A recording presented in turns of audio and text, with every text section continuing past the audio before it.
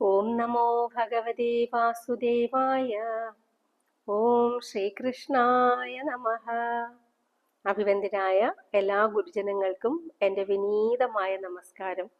ശ്രീമന്നാരായണീയ ക്ലാസ്സിലേക്ക് ഏവർക്കും സ്വാഗതം. ശ്രീമന്നാരായണീയം 3-ാം ദശകം ഭക്തി പ്രാർത്ഥന 10-ാമത്തെ ശ്ലോകം പാരായണം ചെയ്യാം.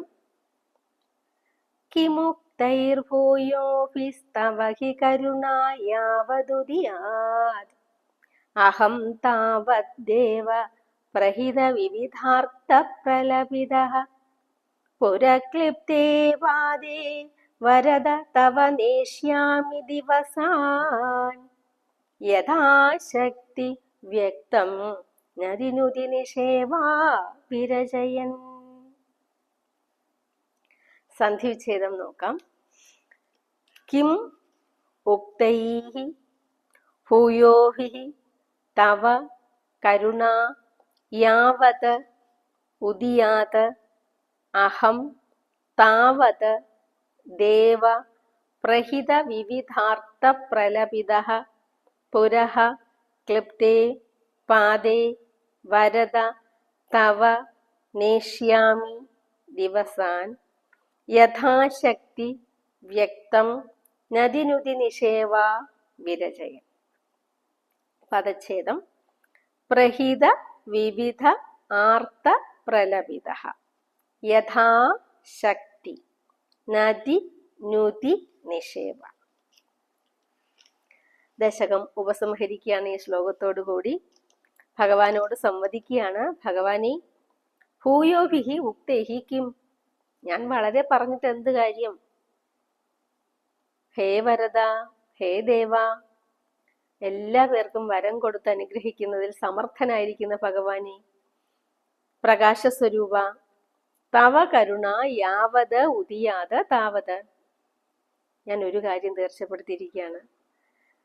തവ കരുണ യാവത് ഉദിയാത്, എന്നിൽ അങ്ങയുടെ കാരുണ്യം ഏത് കാലം വരെ ഉണ്ടാകും.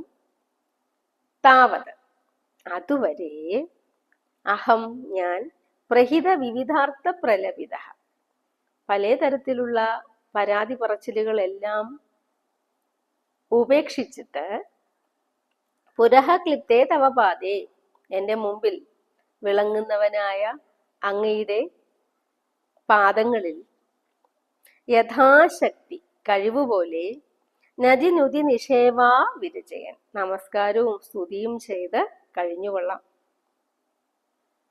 എങ്ങനെ? ദിവസാന്വേഷ്യാമി, ഓരോ ദിവസവും ഞാൻ അങ്ങനെ നയിച്ചുകൊള്ളാം. രോഗം മാറ്റിത്തരയണമേ എന്നാണല്ലോ പറഞ്ഞിരിക്കുന്നത്. അപ്പോൾ ചിലപ്പോൾ എനിക്ക് നമസ്കരിക്കുവാൻ സാധിക്കില്ല, ചിലപ്പോൾ സ്തുതിക്കുവാൻ സാധിക്കില്ല, മനസ്സിന് ഏകാഗ്രത കിട്ടില്ല. പക്ഷെ എനിക്ക് കഴിയുന്നത് പോലെ ചെയ്യും. അപ്പോഴാ ഭഗവാൻ ചോദിക്കുന്ന ഉറപ്പ് പട്ടേരി വ്യക്തം, ഉറപ്പ് ഭഗവാനെ. ഈ ഒരു പ്രാർത്ഥനയാണ് ഏവരുടെയും വിശേഷമായ പ്രാർത്ഥനയായിട്ട് സ്വീകരിക്കേണ്ടത്. ജീവിതത്തിൽ പലതരത്തിലുള്ള ബുദ്ധിമുട്ടുകളും ദുഃഖങ്ങളും ഉണ്ടാവാം. അപ്പോഴെല്ലാം ഭഗവാൻ നമ്മെ അനുഗ്രഹിക്കും എന്നുള്ള ഉറച്ച വിശ്വാസത്തോടുകൂടി, അചഞ്ചലമായ മനസ്സോടുകൂടി ഭഗവാനെ തന്നെ ശരണം പ്രാപിക്കുകയേ നമുക്ക് കരണീയമായിട്ടുള്ളൂ. ഉറപ്പായിട്ടും ഞാൻ ഭഗവാനെ സേവിച്ചിരിക്കും.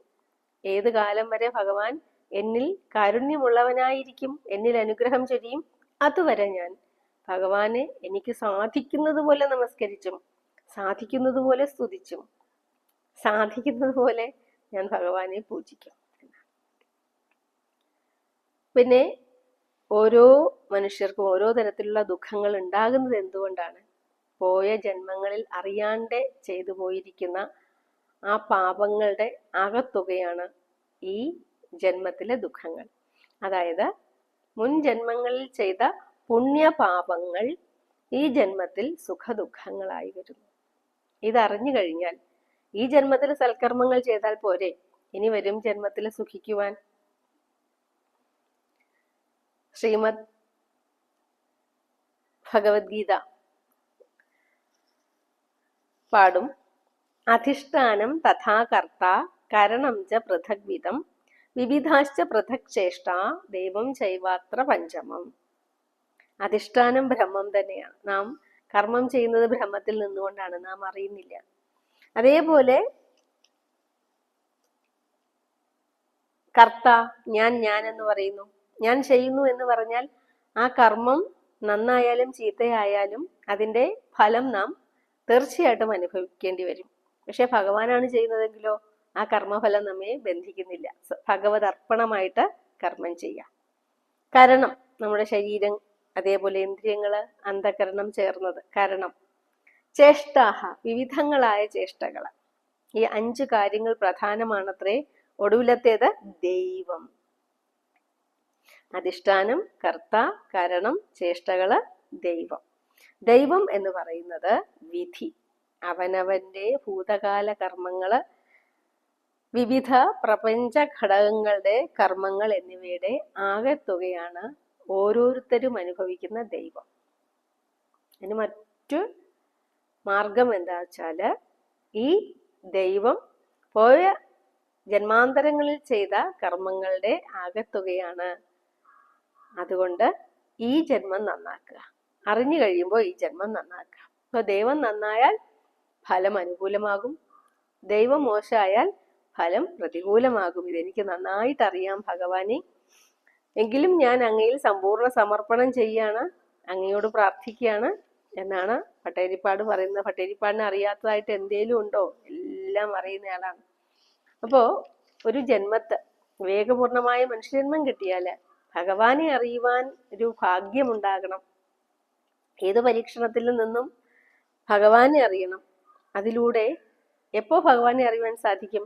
ജ്ഞാനം ഉണ്ടായി വരണം. ജ്ഞാനം ഉണ്ടായാൽ ദുഃഖം മാറി. ഈ ജ്ഞാനം ഭക്തി ഉണ്ടായാൽ മാത്രമേ ഉണ്ടാകുകയുള്ളൂ. ഭക്തിയിലൂടെയാണ് ജ്ഞാനം വർദ്ധിച്ചു വരിക. അപ്പൊ ഭക്തി വളർത്തിയെടുക്കണം. അതിനു വേണ്ടിയിട്ടാണ് ഈ ഭക്തി പ്രാർത്ഥന എന്ന ദശകം തന്നെ. ഭക്തി വർദ്ധിച്ചു വരണം ഭഗവാനിൽ. അതേത് സാഹചര്യത്തിലും ഭക്തി ഹൃദയത്തിൽ ഉണ്ടായിരിക്കുക തന്നെ വേണം. അപ്പോ ഭഗവാന്റെ ചിന്തയോടുകൂടി ഇരിക്കുക എന്നുള്ളതാണ് ഒരുവന് ജന്മസാഫല്യത്തിനുള്ള ഏക മാർഗം. ഭഗവത് ചിന്തയോടുകൂടി ഇരിക്കുക, എല്ലാ ദിവസവും ഭഗവത് ചിന്തയോടുകൂടി ഇരിക്കുക.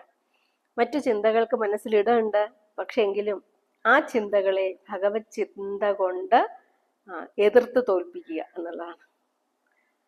അങ്ങനെ ഒരു ദൃഢനിശ്ചയമാണ് ഈ ശ്ലോകത്തിൽ കാണുന്നത്. ഒരുപക്ഷെ ഭഗവാന് ശാരീരികമായ വേദനകളൊക്കെ ഉണ്ട്, പക്ഷേ ഞാൻ ഭഗവാനിലുള്ള ഭക്തി ഉപേക്ഷിക്കുകയില്ല. ഞാൻ എനിക്ക് സാധിക്കുന്നത് പോലെ, ചിലപ്പോൾ നമസ്കരിക്കുവാൻ സാധിച്ചേക്കാൻ, ചിലപ്പോൾ സാധിച്ചിട്ടില്ല. എൻ്റെ മനസ്സിനെ ഏകാഗ്രപ്പെടുത്തിക്കൊണ്ട് ഞാൻ ഭഗവാനിൽ തീർച്ചയായിട്ടും ഭക്തി വളർത്തിയെടുക്കും. അതിലൂടെ ഭഗവാൻ എന്നെ അനുഗ്രഹിക്കും എന്നാണ്. ഭഗവാൻ നമ്മേവരെ അനുഗ്രഹിക്കട്ടെ എന്ന് പ്രാർത്ഥിച്ച് ഈ എളിയ വാക്കുകളെ ഭഗവത് പാദങ്ങളിൽ സമർപ്പിച്ചുകൊള്ളുന്നു. നമസ്കാരം.